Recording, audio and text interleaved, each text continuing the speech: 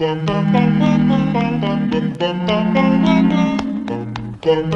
Lives is one of the most bizarre things I've ever seen. It seems like just a harmless cat movie, but the story behind it and the movie itself is much weirder.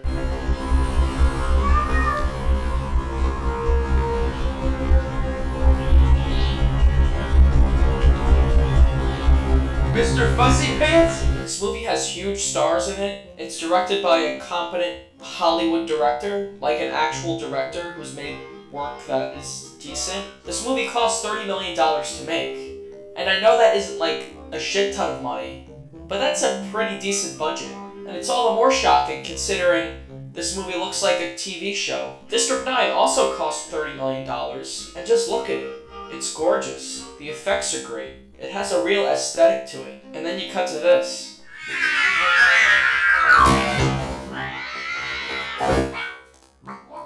Nailed it! How the fuck did this movie get made? There was a time where this genre of film was popular.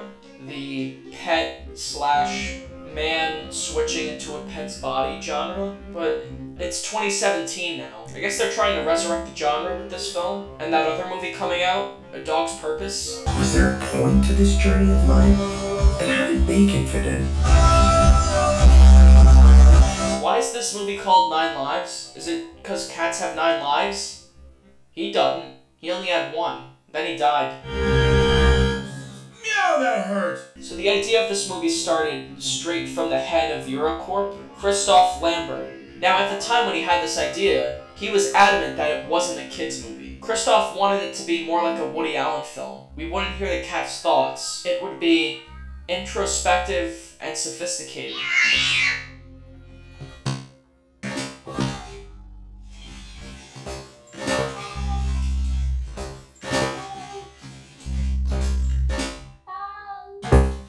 But as the script was being written, the management at Eurocorp changed, and they ended up getting stuck with this stupid fucking idea and this ridiculous script that they had written, and they had to pitch it. They said, well, it's an adult Woody Allen-ish comedy about a selfish businessman that nearly dies and falls into a coma.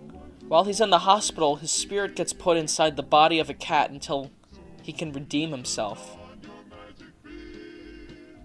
Then the person they were pitching it to said, so it's a talking cat movie? To which they responded, no, you never hear the cat talk, and we don't even hear the man's thoughts when he's inside the cat. Needless to say, the executive was like,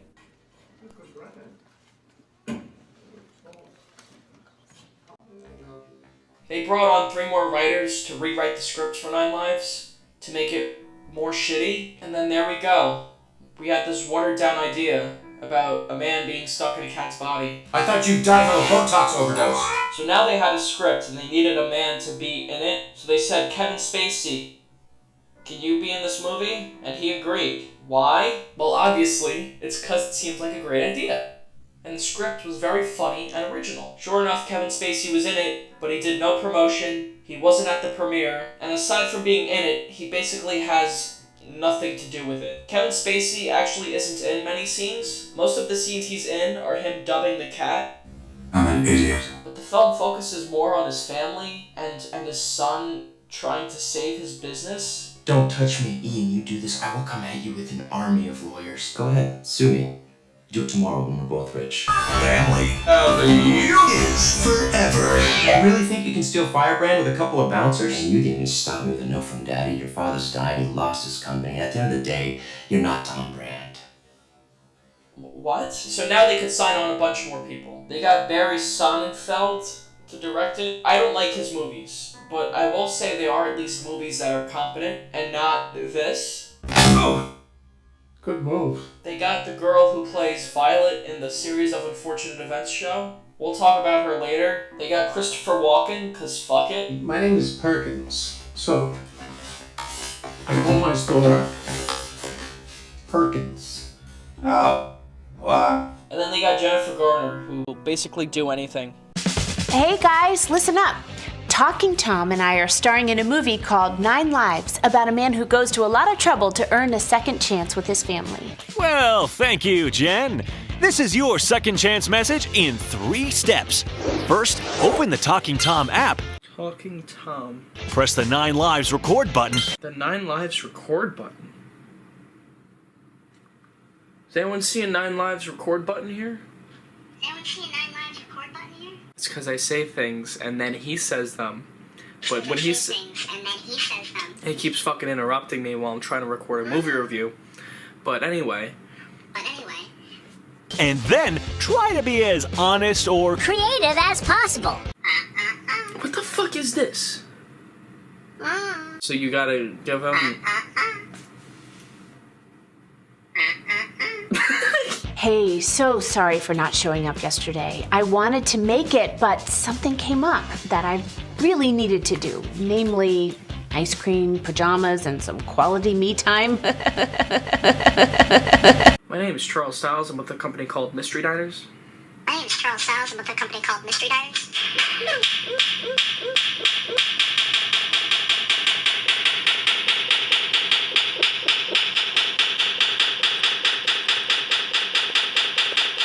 The story. So the movie starts with a bunch of cat videos. I guess the editor realized that this movie doesn't have enough cute cats in it, and most of the movie's just boring business meetings. So the editor just decided to throw in a bunch of random cat videos, along with narration that doesn't make any sense.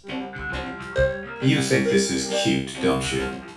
You think there's a real connection there. So you feed it, you dress it up. Then they cut to this random woman. I don't know, she has nothing to do with the rest of this movie. I found him on the street months after the accident, and I dressed him like myself. I know my son has come back to me in his cat. It starts with Kevin Spacey. He's a businessman and a workaholic. He now lives with his second wife, Jennifer Garner, and his daughter, Rebecca. Is that her name? So Kevin Spacey wants to build a giant tower. He wants it to be the biggest tower in the United States. But I guess the conflict is that there is another building built by another company that is going to be bigger than his by a little bit. Why does this matter? Why can't the stakes be something real and important? Like, if Kevin Spacey doesn't do the deal correctly, he'll have to lay off his employees, including his son, for some reason. If you are going to go with this dumb logic that the character wants to build a giant building because of his ego or something, then why not have the building in the same city as the building Kevin Spacey is building his building? See, the thing is, if we visually see that the building they're building is bigger than the building that Kevin Spacey is building, then visually we would see that there's like a thing going on. But this building is just in some other city, and we never see it, we just hear about it. So his daughter's birthday is coming up, and she really wants a cat. But Mr. Brand, I think the fact that you've had us put so much time and thought into this is really going to show her you care. If you want to show her you really care, just get her what she really wants. A cat. Okay. Then have one of your many workers go get a cat for you. You don't have to go yourself. Just tell them to pick up a fucking cat. And she's not very specific about what kind of cat she wants, so get her a small one. Or get her a really old one so that it dies quick. Anyway, his GPS directs him to this pet store in the middle of nowhere. My name is Perkins. Oh. So, I call my store Perkins. Ha! And the store's owner is Christopher Walken. His name is Felix Perkins. My name is Perkins. Oh. So, I call my store Oh. Perkins. Oh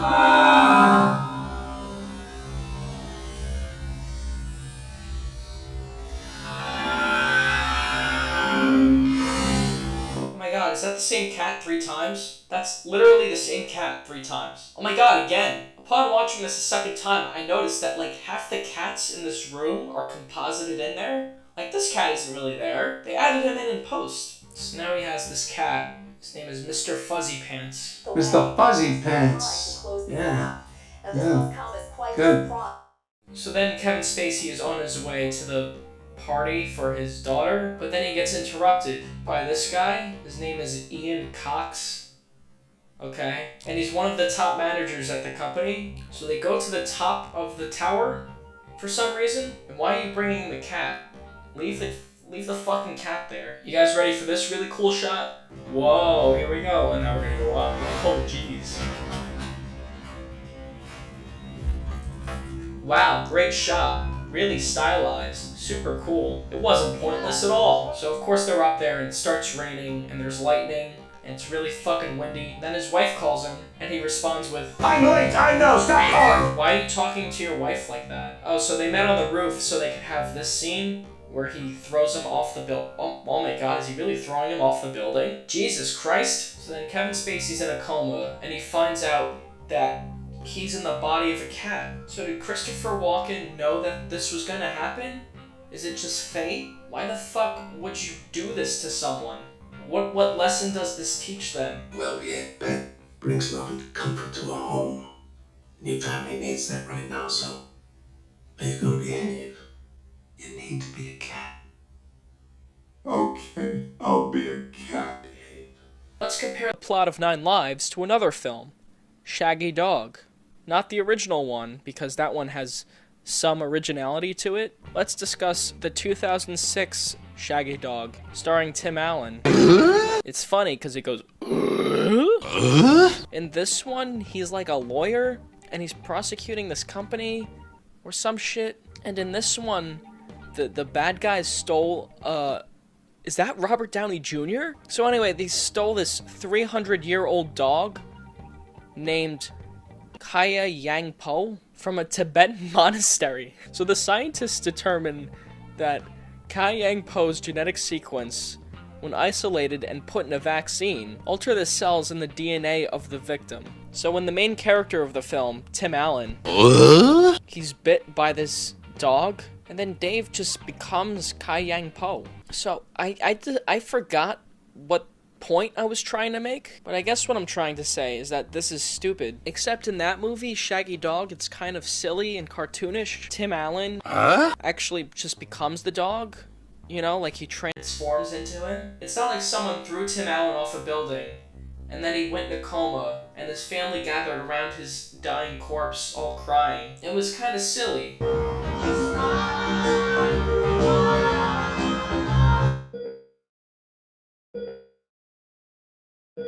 This is like, everyone's crying and sad, and they're gonna pull the fucking plug on him too. Like, buckle up, kids. This is gonna be fun. In the promotion for this movie, they don't show the part where Kevin Spacey falls off a building and almost dies. They instead decided to lie to the audience and add in this little visual effect. I hope you're ready for it. Seriously? They also put a bunch of fake quotes in these TV spots, like totally possum from the Huffington Post and perfection from Vanity Fair. That's fucking good.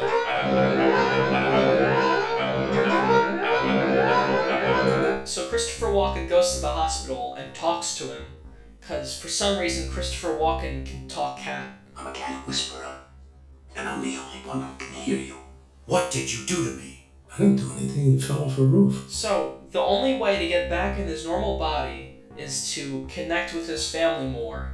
Otherwise, in 1 week, they'll pull the plug on him and he'll die and be stuck in the cat forever. Calm down, Mr. Brand. You're a cat.